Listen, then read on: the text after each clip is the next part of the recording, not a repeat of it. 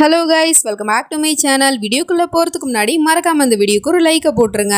Last பாட்டில் அந்த நீலாம்பரிக்கோ கண்ணு தெரிஞ்சிருச்சு. அவளும் அந்த ஃபோட்டோவை பார்த்துட்டு சொல்கிறா, ஜோயா அவனோட பொண்ணு சனம் இருக்கல்ல, அவள் பார்க்கறதுக்கு அப்படியே ஒன்றை மாதிரியே இருக்கா. அப்படின்னா என்ன அர்த்தம்? இந்த கதை திரும்பவும் தொடர போகுதுன்னு தான் அர்த்தம். ஆனால் இந்த தடவை நான் தான் ஜெயிப்பேன். நீ என்னோட காதலை என்கிட்டேருந்து பிரிச்சல்ல, என்னோட அசத்தை என்கிட்டேருந்து பிரிச்சல்ல, என் வாழ்க்கையே நீ அழிச்சல்ல, அதுக்கு பதிலாக உன்னை பழி வாங்குறதுக்காக உன் பொண்ணோட காதலை அவகிட்டேருந்து பிரித்து அவளோட வாழ்க்கையை நான் அழிக்கிறேனா இல்லையான்னு பாரு, இது ஓ மேலே சத்தியம் அப்படிங்கிற மாதிரி சொல்லிட்டு இருக்கா. அப்படியே கட் பண்ணால் இந்த பக்கம் நம்ம ராகத்தும் ஹயா வந்துட்டு ஒரு நைட் ரொமான்டிக் டின்னர் மாதிரி பிளான் பண்ணியிருப்பாங்க போல். ஸோ அதில் வந்துட்டு ரெண்டு பேரும் ஆடல் பாடல் கூடல் எல்லாம் இருக்குது.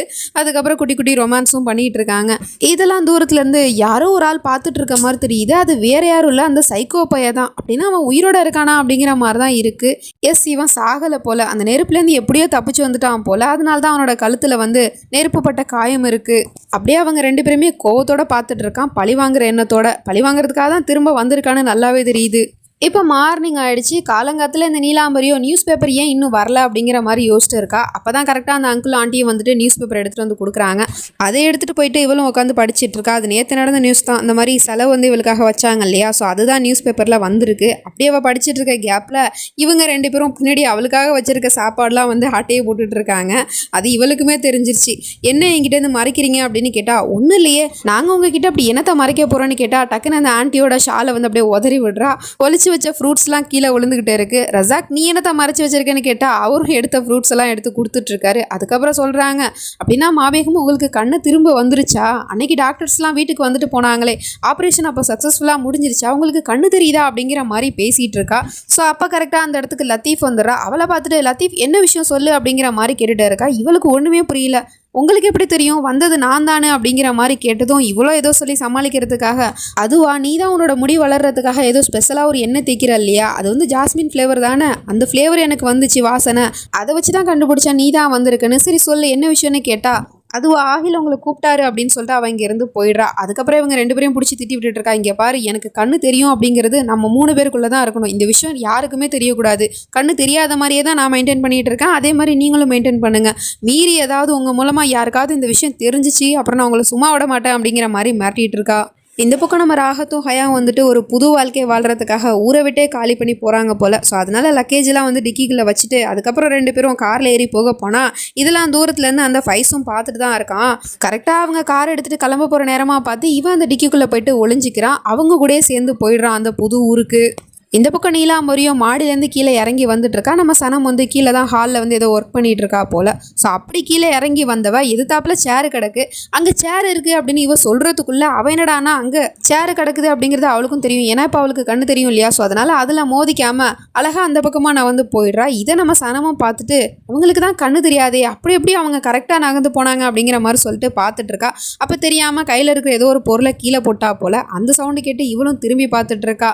அப்போ இந்த இடத்துல நின்றுக்கிட்டு சனம் நம்மளை வாட்ச் பண்ணிட்டு இருக்காளா அப்படிங்கிற மாதிரி யோசிச்சுட்டு வேணும்னே அப்படியே நடந்து போயிட்டு இருக்கும் போது அங்கே இருக்கிற ஃப்ளவர் வாஷ்லாம் கீழே கிடக்குது. அதில் வந்து வேணும்னே தடு மாதிரி கீழே விழ போகிற மாதிரி, யார் பாதியில் கொண்டு வந்து இந்த பொருட்கள்லாம் வச்சது, நான் நேரம் கீழே விழுந்திருப்பேன் அப்படிங்கிற மாதிரி சொல்லிட்டு அவள் பாட்டிக்கே கண்ணு தெரியாத மாதிரியே ஆக்டிங்கை போட்டுட்டு போயிட்டு இருக்கா. இவளுக்கு ஒன்றுமே புரியல. அது எப்படி இப்போ தான் நான் பார்த்தேன், கண்ணு தெரிஞ்ச மாதிரியே அவங்க நகர்ந்து போனாங்க, அடுத்த செகண்டே அப்படியே கண்ணு தெரியாத மாதிரி போயிட்டு இருக்காங்களே, இதில் எது உண்மை, ஒருவேளை நான் தான் ஏதாவது தப்பாக யோசிக்கிறேனா அப்படிங்கிற மாதிரி யோசிச்சுட்டு இருக்கா. ஆயில் கூப்பிட்டான் இல்லையா, அதனால நீலாம்பரியும் அவனோட ரூமுக்கு வந்திருக்கா. பார்த்தா அவன் வந்து அந்த நியூஸ் பேப்பரில் வந்த நியூஸை வந்து காமிக்கிறதுக்காக தான் அம்மா வர சொல்லியிருப்பான் போல். ஸோ அதனால் சொல்கிறான், இந்த ஃபோட்டோவில் நீங்கள் பார்க்குறதுக்கு ரொம்ப அழகாக இருக்கீங்கம்மா, நம்மளோட நியூஸ் தான் வந்திருக்கு, நான் படித்து காட்டவா அப்படிங்கிற மாதிரி சொல்லிட்டு ஒன்று ஒன்றா உட்காந்து படித்து காட்டிகிட்டே இருக்கான். அவளுக்கு இந்த விஷயம்லாம் ஏற்கனவே தெரியும், இருந்தாலும் புதுசாக கேட்குற மாதிரியே கேட்டுட்டு உட்காந்துருக்கா. அதுக்கப்புறம் அவள் ஏதோ யோசிச்சுட்டு உட்காந்துருக்க மாதிரி இருக்கிறத பார்த்துட்டு ஆகிலும் என்னாச்சுமான்னு கேட்டால், ஒன்றும் இல்லைப்பா, எனக்கு தண்ணி வேணும் அப்படின்னு சொன்னதும், இருங்கம்மா நான் போயிட்டு எடுத்துகிட்டு வரேன் அப்படின்னு சொல்லிட்டு அவன் இங்கேருந்து போயிடுறான். பார்த்தா அதுக்கப்புறம் அவன் போனதுக்கப்புறம் அந்த நியூஸ் பேப்பரை எடுத்து ஃபோட்டோவில் அவளோட முகத்தை பார்த்து ரசிச்சுக்கிட்டு இருக்கா. பின்னாடி தான் ஆயில் தண்ணி எடுத்துகிட்டு வந்துட்டு இருக்கான். அப்போ கரெக்டாக சனம் வரவும் அவனுக்கு ஃபோன் கால் வந்திருக்கு. ஃபோனில் பேசிகிட்டு இருக்கிறதுனால, சனம் இந்த தண்ணியை அம்மாவுக்கு கொடுத்துரு அப்படின்னு சொல்லிட்டு அவன் இங்கே இருந்து போயிடுறான். அதுக்கப்புறம் இவ பார்த்தவளுக்கு பயங்கரமான ஷாக்காக இருக்குது. ஏன்னா இவளுக்கு கண்ணு தெரியாது, ஆனால் நியூஸ் பேப்பர் பார்த்து படிச்சுட்டு உட்காந்துருக்காளே அப்படிங்கிற மாதிரி சொல்லிட்டு யோசிச்சுட்டு பார்த்துட்டு இருந்தா டக்குன்னு அந்த இடத்துக்கு ஆகில் வந்துட்டு, என்ன பண்ணுற நீ, அம்மாவுக்கு தண்ணி தானே கொடுக்க சொன்னேன், இங்கே கொடு அப்படிங்கிற மாதிரி சொல்லிட்டு அவங்க அங்கே அப்படி பேசுகிற சத்தத்தை கேட்டுட்டு இவ டக்குன்னு அந்த நியூஸ் பேப்பரை தலைகீழ வச்சு படிக்கிற மாதிரி திருப்பி வச்சுட்டு இருக்கா.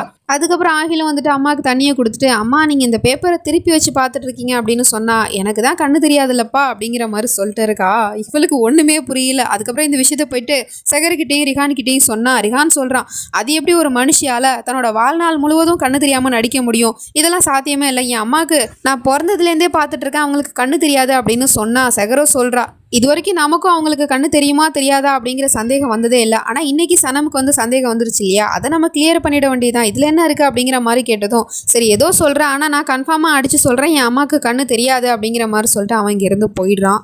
அதுக்கப்புறம் இந்த நீலாம்பரியும் அவளோட ரூமில் உட்காந்துக்கிட்டு தஸ்பீக் மணி வந்து ஓதிட்டு இருக்கா. அப்போ கரெக்டாக நம்ம சகரும் வந்துட்டு அவள் வேணும்னே தடுக்கி விழணும் அப்படிங்கிறதுக்காக அந்த ரூம் வாசலில் வந்து கயிறை கட்டிக்கிட்டு இருக்கா. பின்னாடி ரிஹானும் நின்றுட்டு பார்த்துட்டு தான் இருக்கான். இவளும் கட்டிட்டு போயிட்டு சொல்கிறா, இப்போ பாரு, உண்மையிலே உன் அம்மாவுக்கு கண்ணு தெரியல அப்படின்னா அதில் தடுக்கி அவங்க கீழே தான் விழுகணும். ஆனால் அப்படி நடக்காமல் மாற அதை அவங்க தாண்டி வந்துட்டாங்க அப்படின்னா அவங்களுக்கு கண்டிப்பாக கண்ணு தெரியுதுன்னு தான் அர்த்தம் அப்படிங்கிற மாதிரி சொல்லிட்டு வெயிட் பண்ணிட்டு இருக்காங்க. அவள் எப்படா ரூமை விட்டு வெளியே வருவா அப்படின்னு சொல்லிட்டு.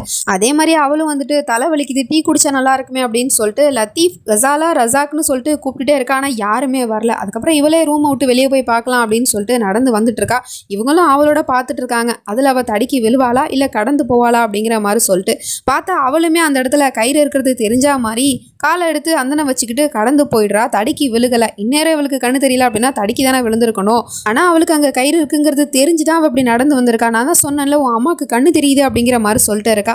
அப்போ அந்த அங்கிள் ஆண்டி அங்கேருந்து ஓடி வந்து, என்னாச்சு, எங்களை எதுக்கு கூப்பிட்டீங்க அப்படின்னு கேட்டபடியா அந்த கயிறில் தடுக்கி விழுந்துடுறாங்க. அப்போ தான் அந்த நீலாம்பரியுமே நோட் பண்ணுறா. பின்னாடி அவங்க 2 பேரும் நின்று வாட்ச் பண்ணிட்டு இருக்காங்க அப்படின்னு சொல்லிட்டு. அது மட்டும் இல்லாமல், எனக்கு போட்ட ட்ராப் தானா இது அப்படின்னு சொல்லிட்டு, அட எனக்கு தான் கண்ணு தெரியாது, உங்களுக்கு நல்லா தானே தெரியும், பார்த்து வர வேண்டியதானே, எதுக்கு இப்படி தடுக்கி வந்து விழுகுறீங்க அப்படிங்கிற மாதிரி சொல்லிட்டு பேசிகிட்டு இருக்கா. இதை கேட்டதும் ரிஹானுக்கு செம கோவந்துருது. அவன் ரூமுக்கு கூட்டிகிட்டு போயிட்டு திட்டிகிட்டு இருக்கான். நான் தான் சொன்னல என்னோட அம்மாவுக்கு கண்ணு தெரியாது அப்படின்னு சொல்லிட்டு, நீ தான் நம்பலை, இப்போ பார்த்தல அப்படின்னு சொன்னா, அது எப்படி ரிஹான், நீங்களே யோசிச்சு பாருங்க, நம்ம பார்க்கும்போது அவள் கரெக்டாக அந்த இடத்துல கயிறு இருக்கிறது தெரிஞ்ச மாதிரி தாண்டி வந்தா.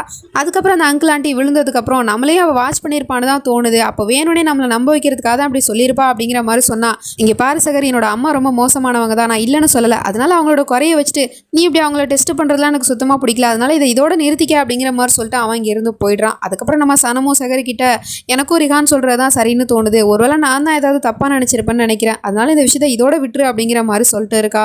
பட் இருந்தாலும் சகர் இந்த விஷயத்த சும்மா விடுறதா இல்லை. அவளுக்கு இப்போவும் சந்தேகம் இருக்க தான் செய்யுது. அப்படியே யோசிச்சிட்டே கிச்சனுக்கு வந்தா பார்த்தா அந்த நீலாம்பரி வந்துட்டு டேப்லெட் போட்டுட்டு இருக்கா. அப்போ இவளும் வந்துட்டு எதுவுமே சொல்லாமல் அமைதியாக போயிட்டு டீ போடுறதுக்காக ஸ்டவ் ஆன் பண்ணிட்டு இருக்கா. பக்கத்தில் இவ நிற்கிறாங்கிறது அவளுக்கும் தெரியுது.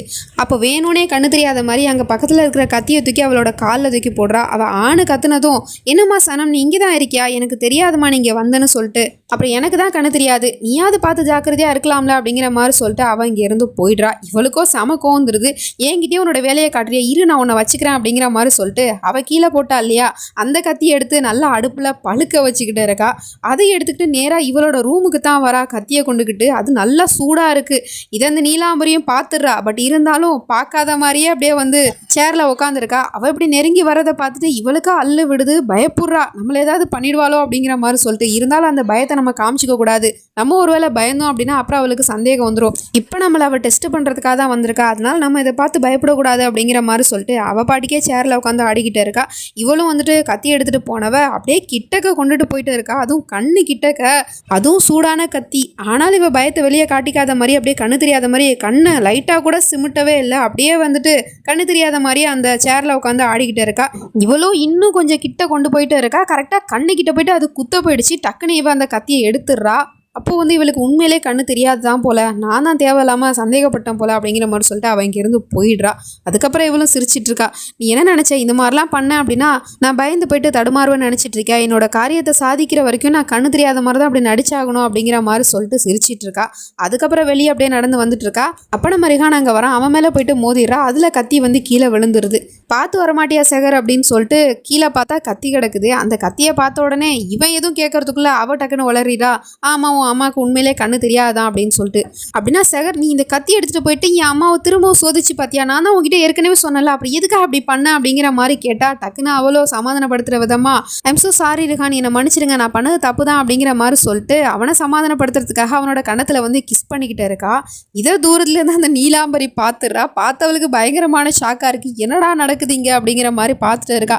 ஏன்னா அண்ணனோட பொண்டாட்டி சனம் அப்படி இருக்கும்போது ஏன் புள்ள கூட இவ்வளோ க்ளோஸாக நெருக்கமாக இருக்காளே, கிஸ் பண்ணிட்டு இருக்காளே அப்படிங்கிற மாதிரி பார்த்துட்டு இருக்கா. ஆனால் உண்மையிலே இங்கே நிற்கிறது நம்ம சனம் இல்லை செகர் தான் அப்படிங்கிற உண்மை தெரியாது. ஆனால் இப்போ இவளுக்கு கண்ணு தெரிஞ்சிருச்சு இல்லையா, ஸோ அதனால 2 பேர் இருக்காளுங்க அப்படிங்கிற உண்மை தெரியறதுக்கு ரொம்ப நேரம் ஆகாது. என்ன நடக்க போகுது அப்படிங்கிறதெல்லாம் நம்ம நெக்ஸ்ட் பார்ட்டில் தான் பார்த்து தெரிஞ்சுக்கணும். அது வரைக்கும் பை ஃப்ரெண்ட்ஸ்.